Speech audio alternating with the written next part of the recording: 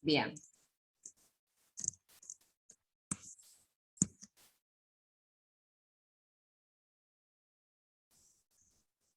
Queremos que entren un poquito más.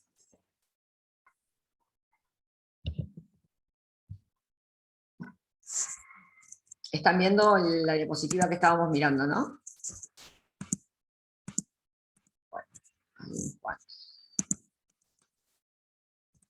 Bueno, fíjense. Tenemos las células separadas por una matriz extracelular. ¿Cómo me doy cuenta? De observar que se trata de un tejido conjuntivo sanguíneo.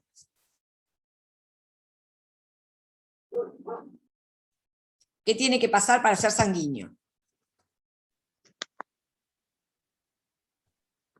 Y no propiamente dicho, o cartilaginoso u óseo. Tiene que ser líquida la matriz. Bien, ¿y cómo de observar me puedo dar cuenta que una matriz es líquida?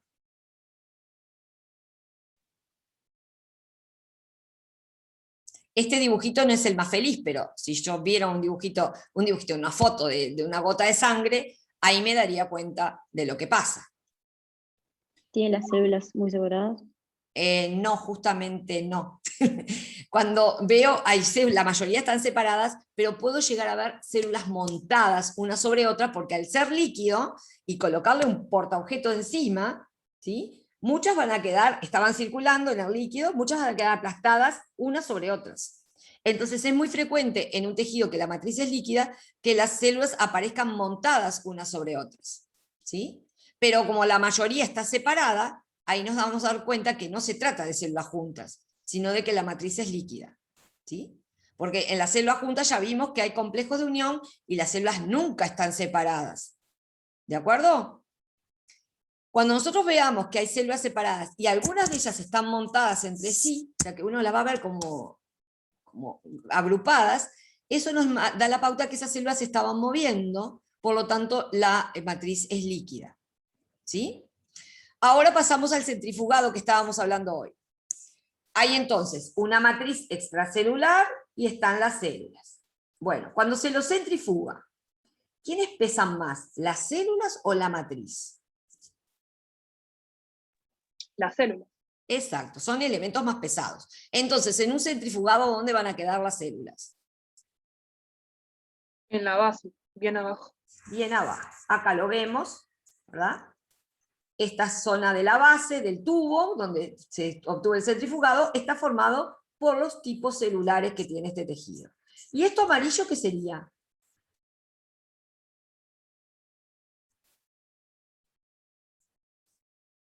¿Qué parte sería? El líquido. El líquido, que sería ¿quién entonces?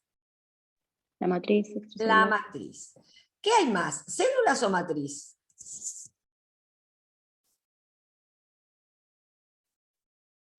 Matriz. Matriz. Se calcula que el 55% es la matriz extracelular de este tejido, que se denomina plasma, ¿sí? A esta matriz se le pone nombre propio, se le dice plasma, ¿sí? Y el resto, que es un 45% aproximadamente, a ver, yo dije 55 y son números aproximados. Esto va a depender de muchas cosas, va a depender del estado de salud, va a depender del sexo, los varones tienen más células que las mujeres, ¿sí? Entonces este porcentaje se va a diferenciar, pero siempre recuerden que hay más plasma que células, ¿sí? Así que puede ser 46, 48, 49, pero este siempre va a andar en los 50, 51, 50. ¿De acuerdo? Siempre va a ser una proporción mayor de plasma que de células, ¿sí?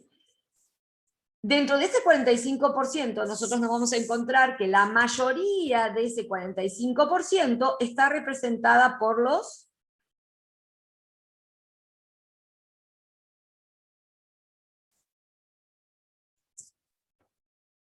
¿Por los?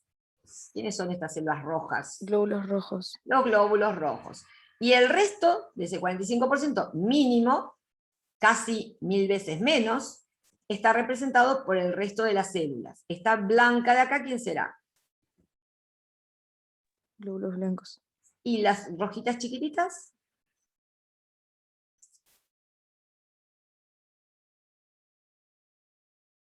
Las plaquetas, ¿sí? Igual está bien que no me las hayan nombrado como células, porque las plaquetas son fragmentos de células, ¿sí? Se originan de una célula gigante que hay en la médula ósea roja, que se llama megacariocito, y se fragmenta esa célula, los pequeños fragmentos del citoplasma forman a las plaquetas o trombocitos, que son las que participan en los momentos de coagulación de la sangre, ¿sí? Estas, las plaquetas y algunos componentes del plasma, forman el tapón que sella el vaso sanguíneo roto, ¿sí? Por donde se está escapando la sangre. Pero entonces vieron que son mínima cantidad comparada con la de glóbulos rojos que tengo, ¿sí? Este tubo, así diferenciado, justamente me marca los componentes, 3 de los componentes que hay, ¿verdad? Uno que es el líquido, que es la matriz extracelular, que se denomina plasma, y otro que son las células y los derivados de ellas, porque no todos son células verdaderas, y después vamos a ver por qué, ¿sí? Uno de ellos son los llamados glóbulos blancos, o técnicamente hablando, leucocitos. Si ustedes tienen un análisis de sangre a mano, o si no lo tienen, búsquenlo porque lo vamos a usar, van a ver que cuando nos hacen un examen de sangre, no dice glóbulos blancos, dice leucocitos. Y dentro de esa denominación de leucocitos nos vamos a encontrar que hay varios tipos que nos lo nombran como monocitos, linfocitos, eosinófilos, neutrófilos, basófilos. Me gustaría que si tienen un examen de sangre, aunque no sea de ustedes, de algún familiar, lo vayan mirando para darse cuenta que hay varios tipos de células que se enmarcan dentro del nombre de glóbulo blanco o leucocito. ¿Saben qué significa la palabra leucocito?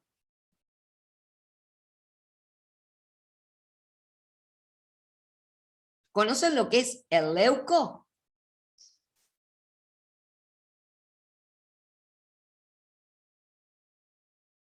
¿La cinta leuco nunca sintieron hablar? Sí. Ah, la cinta sí, profe. Bueno, ¿y la cinta leuco quién la usa? ¿Quién usa cinta leuco? Los médicos. Los médicos, enfermeras, cualquiera que quiera curar una herida y vendar y sellar la gasa o lo que sea, usa cinta, que es una cinta que se pega. ¿Por qué se llama leuco?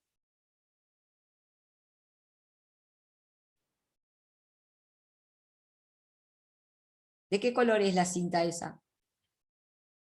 Blanca.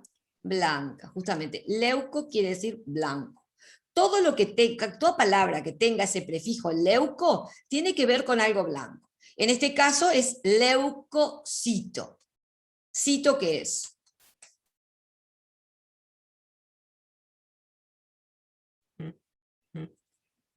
Cuando yo coloco en una palabra hay algo que dice cito, citoplasma, citoesqueleto. ¿Que pertenece a una célula? Exactamente. Entonces esta es una célula que ¿qué características tiene? Si es leucocito. Es blanca. Es blanca, ¿sí? Que en realidad es una mentira, no son blancas, son transparentes, pero bueno, se le dijo células blancas en comparación con otras que no son blancas, ¿sí? Que reciben el nombre de eritrocitos. Y acá el error. ¿Ah? ¿De qué color son los eritrocitos?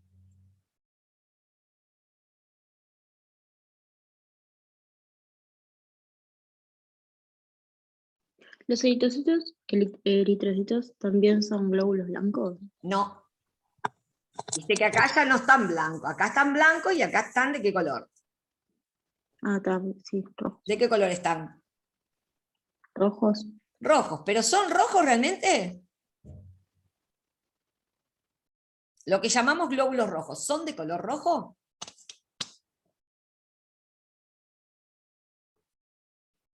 ¿Quién es la roja?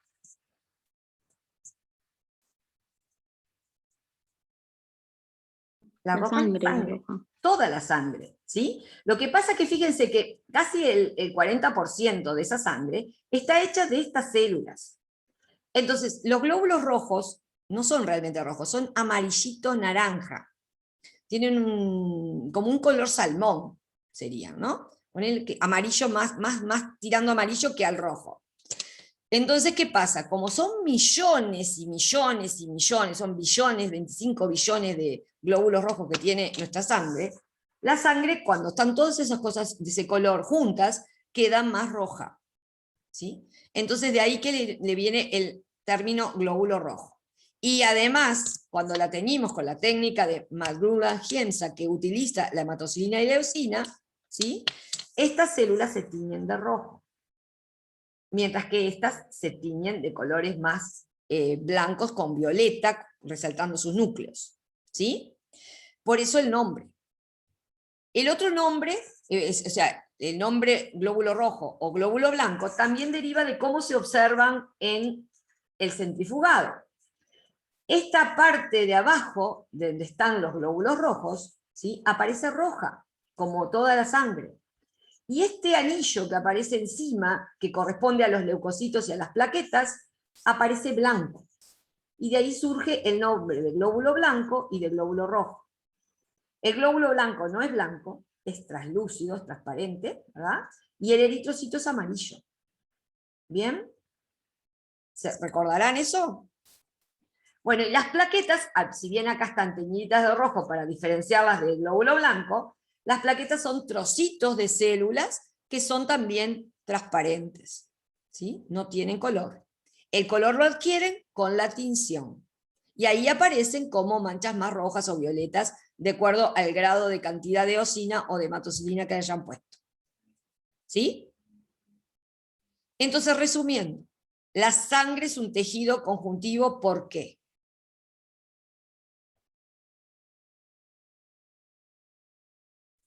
Está compuesta por matriz y células Bien. ¿Las células cómo están? separadas. Bien. ¿Por qué sanguíneo?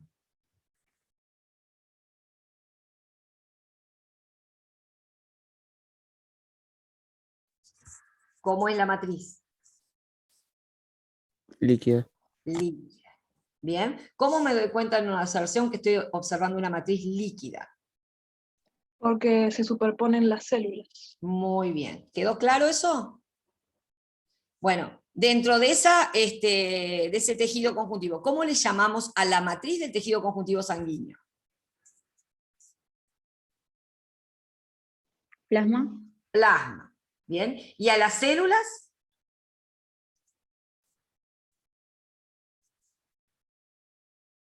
Leucocitos. Leucocitos, Y o también llamados. glóbulos blancos. Muy bien. Y las plaquetas. O también llamadas trombocitos. Trombo quiere decir tapón. ¿Sí? Por eso una trombosis es cuando se produce una obstrucción de un vaso sanguíneo por un tapón, ¿sí? Que generalmente es un acúmulo de plaquetas en algún lugar que obstruye la circulación de la sangre. ¿Sí? Las plaquetas son las responsables de la coagulación de la sangre. Por eso son trombocitos, células tapón. ¿Sí? ¿Y los eritrocitos quiénes son? Los glóbulos rojos. Los glóbulos rojos. Eritro quiere decir rojo. Cito, célula. Por ejemplo, nuestro árbol nacional, ¿lo conocen? ¿Cuál es el árbol nacional de nuestro país? El ceibo. El ceibo. ¿De qué color tienen las flores? Rojo. Rojas. Rojas, salvo las variedades leuco, que el leuco tiene las flores blancas, pero el original, o sea, la variedad original es de flores rojas. ¿Saben cómo es el nombre científico?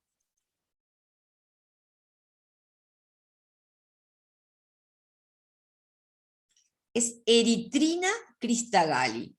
¿Por qué se llamará eritrina? Por el color de las flores. Exactamente. Todos estos prefijos son prefijos derivados del latín o del griego que tienen que ver con una cualidad que tienen las estructuras que se nombran con ellos. ¿Sí? Los nombres científicos no son un capricho de una cantidad de científicos que vamos a complicarle la vida a los demás. Todos tienen una raíz etimológica, ¿verdad? Que si nosotros conocemos los prefijos, vamos a tener mucho más fácil acceso al contenido ¿verdad? Porque si yo le veo algo eritro, sé que algo rojo hay. Si leo algo leuco, sé que algo blanco hay. Después me voy a poner a investigar, pero ya voy rumbeando mis ideas hacia algo más certero, ¿sí? Así que entonces, las células del tejido conjuntivo sanguíneo, ¿verdad? No todas son verdaderas células, ¿sí? Hay algunas que son células verdaderas, como los leucocitos, que tienen núcleo y citoplasma y membrana, todo como siempre. Otras que se le llaman elementos formes, como los eritrocitos, que no tienen núcleo, pero tienen también adentro otras componentes celulares, ¿sí? Y las plaquetas o trombocitos, que son fragmentos celulares.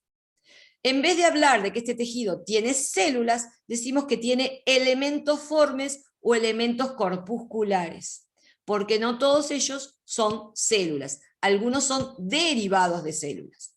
¿Queda claro? ¿Sí?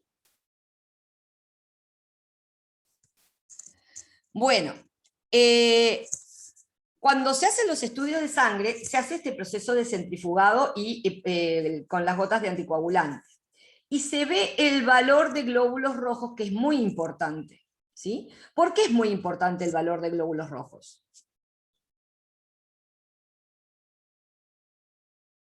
¿Qué función tienen los glóbulos rojos? ¿Qué es tan importante valorar qué cantidad tenemos? Es el transportador del oxígeno, ¿no? Exacto. Y si no tenemos transportador de oxígeno, ¿cuáles son las consecuencias? La muerte celular de muchas partes del cuerpo, pero sobre todo del cerebro. Exactamente. Al no llegarle oxígeno, células como las neuronas o como las musculares son las primeras en darse cuenta de que no hay oxígeno y son las primeras en morir. La necrosis tisular es una consecuencia. Pero imagínense que el oxígeno llega, pero en poquitas cantidades porque hay pocos glóbulos rojos. ¿Qué enfermedad se da?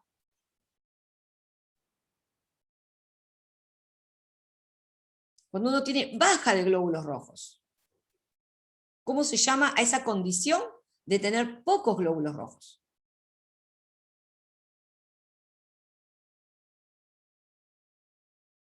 ¿Sintieron hablar alguna vez de la anemia? Ah, sí. Bueno, cuando nos faltan glóbulos rojos, tenemos anemia. ¿Y cuál puede ser la consecuencia de tener pocos transportadores de oxígeno para llegar a nuestras células? El oxígeno llega, pero llega en pocas cantidades. No va a provocar la muerte, pero sí qué condición va a generar. ¿Cómo se sienten las personas que están anémicas? Quedan como más Tendrá débiles de y les cuesta cansadas. respirar, algo así. Exacto. Fatigadas, sobre todo. La debilidad, la fatiga, el cansancio, ¿verdad? Cuesta hasta mover un pie, ¿verdad? Cuando uno está con anemia, justamente porque las células musculares y las células nerviosas, que son las que provocan los movimientos, no están recibiendo la cantidad de oxígeno necesaria. Entonces se resiente la función del sistema nervioso y del sistema muscular.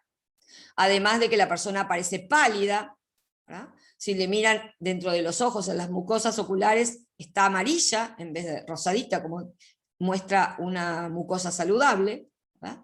Que son una cantidad de signos y de síntomas, ¿verdad?, que tiene una persona con anemia. ¿Bien?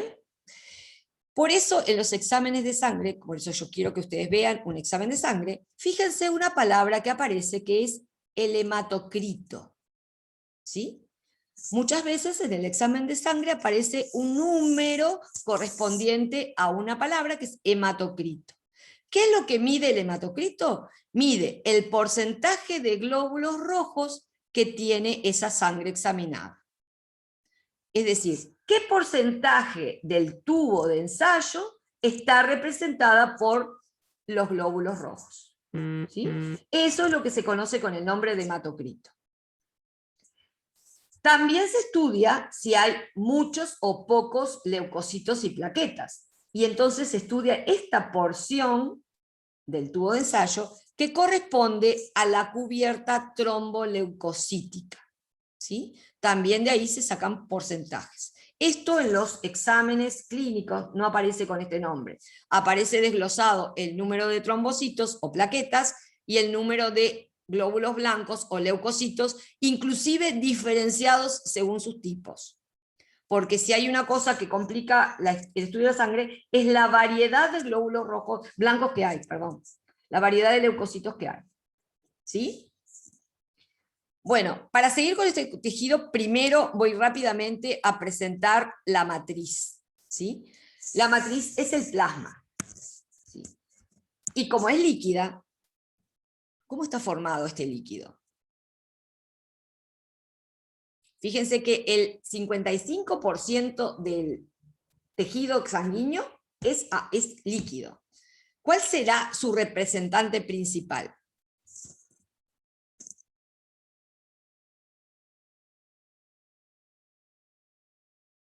Si algo es líquido, ¿qué es lo que tiene más? Comparado con el propiamente dicho, comparado con el Agua. cartilaginoso. ¿Qué cosa? No, agua dije, pero. Sí, es agua. ¿Y el agua está sola? No, con los nutrientes. Bueno, y entonces los nutrientes, ¿qué representan del plasma? Si tengo agua y tengo nutrientes, si tengo hormonas, si tengo todas esas cosas que hay en el plasma. ¿Qué representaría el plasma entonces? ¿Cómo se le llama a las sustancias que están formadas por agua y otras cosas? Sustancia fundamental. Es el plasma, es la sustancia fundamental, que es el plasma, con las fibras también. Es Una una solución. solución. ¿Sí? El plasma está formado por un solvente, que ¿quién es el solvente?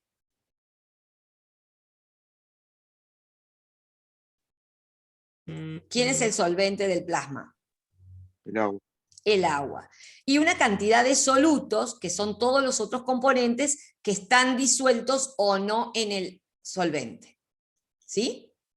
El solvente es el agua, y los solutos son, por ejemplo, las proteínas, los gases, los electrolitos, o sea, todos los iones que hay también en esta solución, los nutrientes que vinieron del aparato digestivo, ¿sí? Todas las moléculas reguladoras, como pueden ser enzimas, pueden ser hormonas, y cualquier molécula que tenga una acción reguladora, y los desechos.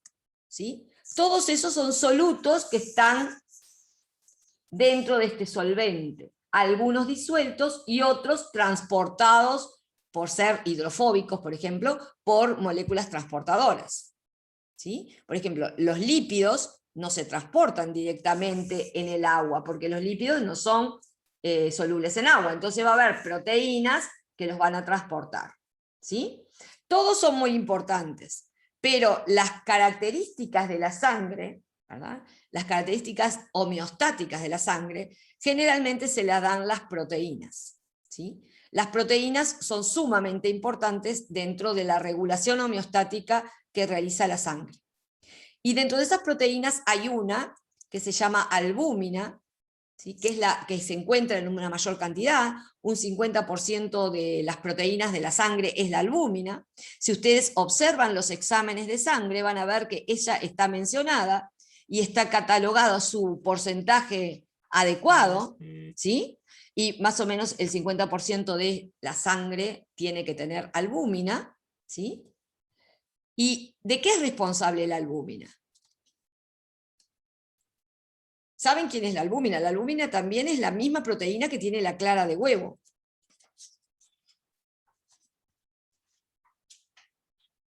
¿Qué propiedad le dará? Piensen en todos aquellos mecanismos de transporte que vimos. La albúmina, ¿qué propiedad le dará a la sangre?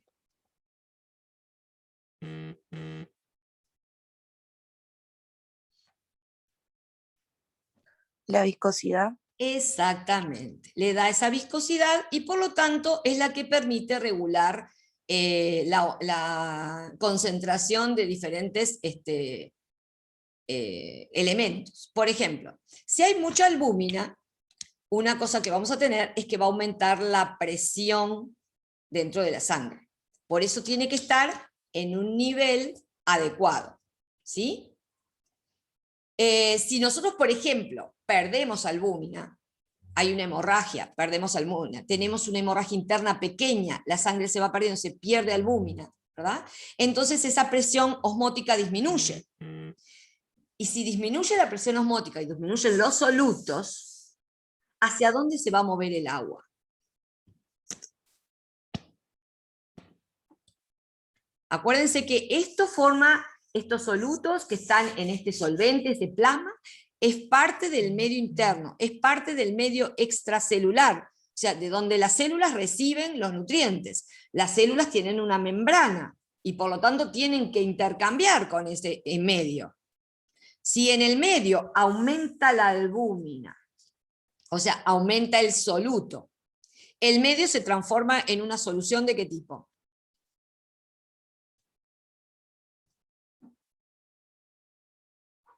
Nos vamos a la membrana celular. Vieron que yo le dije que esto es una cosa enganchada con la otra. Transporte de membrana celular. Aumentan los solutos en el medio extracelular. ¿Qué le pasa a la célula?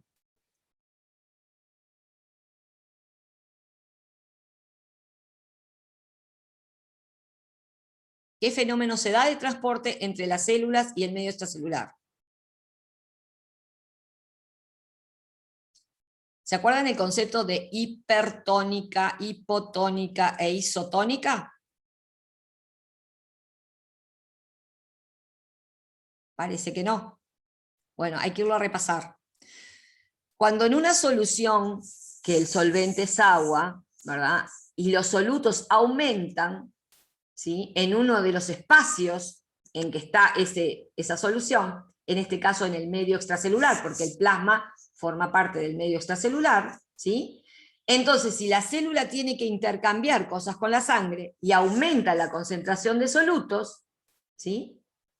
Eso hace que la célula pierda agua, ¿verdad? Porque las concentraciones del medio interno y del medio externo se tienen que equilibrar. Entonces las células se deshidratan, ¿sí? Y entonces el agua que está en las células, ¿a dónde va a parar?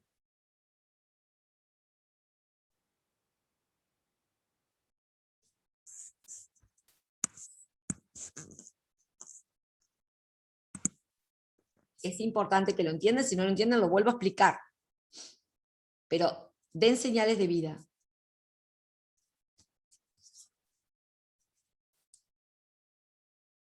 ¿Están entendiendo de lo que estoy hablando?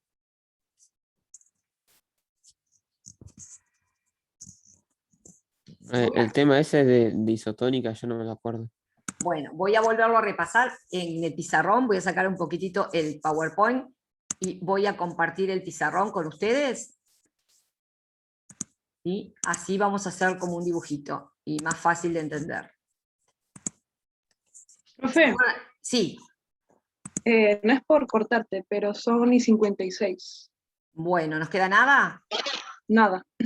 Bueno, entonces quedará para después de las vacaciones. ¿Sí? Repasen el concepto de transporte de membrana, acuérdense que es el movimiento del agua, del que estamos hablando, es la difusión del agua, y que la difusión del agua, ¿se acuerdan que la comparábamos entre dos medios? El medio extracelular, ¿sí?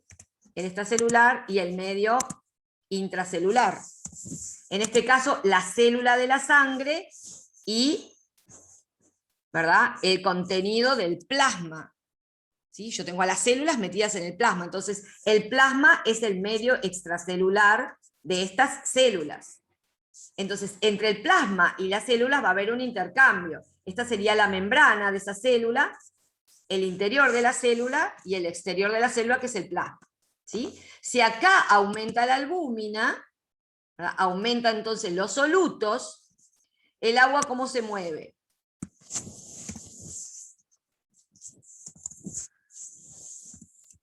¿Cómo se mueve el agua? Se afuera la célula. Acá hay más solutos que solvente, ¿verdad? Acá hay una solución como hipertónica. Es aquella solución que comparada con otra tiene más solutos. ¿Esta qué tiene? Más solvente. ¿Sí? ¿Cómo se le llama a la solución que tiene más solvente? ¿Isotónica? No. ¿Hipertónica? es hipotónica. Bueno, se terminó el tiempo, ¿no?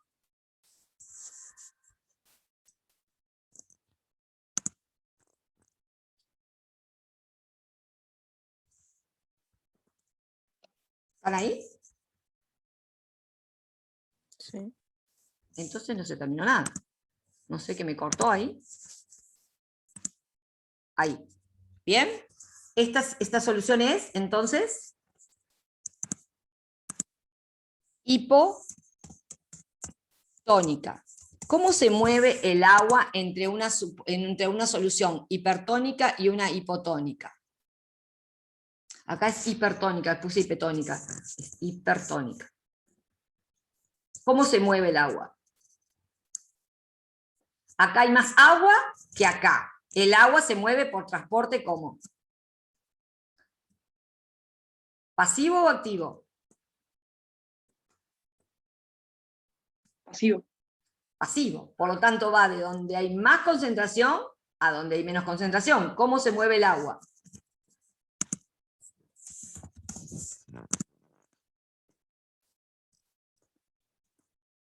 ¿En qué sentido?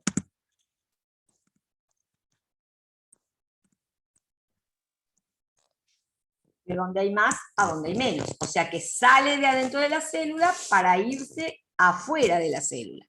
Afuera de la célula está el plasma y está el medio extracelular de la célula. Entonces el agua se empieza a acumular ¿en dónde?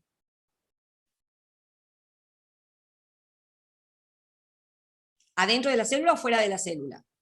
Afuera de la célula. Afuera de la célula. Una característica que tienen las personas que tienen exceso de albúmina es que se le empiezan a hinchar las partes del cuerpo. Se le forman edemas, acumulan agua. ¿Vieron cuando dicen retiene agua? Porque justamente la albúmina genera en el exterior de la célula una solución hipertónica que hace que la célula pierda agua, entonces esa agua se acumula en los tejidos, en la sangre, en los tejidos circundantes. Y por eso se producen los edemas. ¿Sí? Por eso es tan importante el nivel homeostático de albúmina. Y se está regulando, porque justamente un exceso de albúmina puede estar mostrando, por ejemplo, un mal funcionamiento del riñón. ¿Sí? Puede estar mostrando una dieta inadecuada. Es decir, hay alguna causa de por qué la albúmina subió. Porque esa albúmina no sale de la nada. Esa albúmina viene con los alimentos, viene con la regulación de su cantidad, ¿ah? Los mecanismos homeostáticos. Si algo está funcionando mal, esa albúmina va a aumentar su concentración en el plasma sanguíneo. ¿Sí? Y por lo tanto las células que están asociadas a este plasma van a reaccionar, perdiendo agua. Y eso va a provocar el edema de todas las células que están en contacto con esa solución hipertónica. ¿Bien?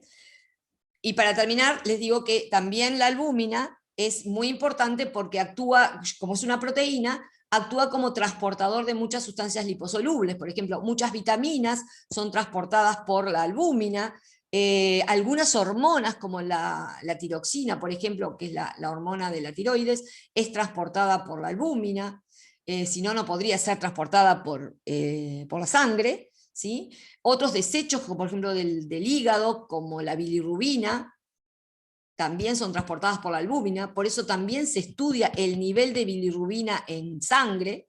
¿Sí? La bilirrubina es un desecho del hígado, es un pigmento que está formando la bilis del hígado y que tiene que ser eliminado, pero debe ser eliminado por las materias fecales. Si aumenta en sangre, está indicando que el hígado está funcionando mal. Por eso una persona que tiene hepatitis se pone amarilla por la bilirrubina, que es ese pigmento que le da ese color. El hígado funciona mal, no está liberando a donde debe liberar la bilirrubina. ¿Sí? La bilirrubina tiene que ir a parar al intestino grueso. Se debe liberar a través de la bilis al intestino delgado, que después lo va a trasladar al grueso y es el que le da el color a la materia fecal. ¿Sí? Las altas concentraciones de bilirrubina son los que le dan el color marrón a la materia fecal. Si el hígado está funcionando mal, la materia fecal va a aparecer clara. ¿Y dónde va a ir a parar la bilirrubina? A la orina. Entonces la orina puede llegar a tener el color de la Coca-Cola. Por lo tanto, es muy importante la albúmina en este proceso de transporte de la bilirrubina. ¿Sí? Bueno, los libero y que pasen buenas vacaciones. Voy a estar colgando alguna cosa con respecto a la sangre para que vayan viendo, pero lo terminamos después de vacaciones, y traten de terminar lo que no han hecho, cosa de que lleguen a las vacaciones con todo terminado, por lo menos lo de epitelial y lo de conjuntivo lo pueden hacer, y vayan estudiando sangre, ¿sí? Y bueno, y disfruten lo más que puedan. Y espero verlos pronto y verles las caras y poderlos conocer exactamente cómo son, y no a través de una pantallita. Bueno, que pasen muy lindo, les agradezco que se hayan quedado. Chao, profe. Chao. Que pases bien. Chao. Que descanses. Gracias igualmente.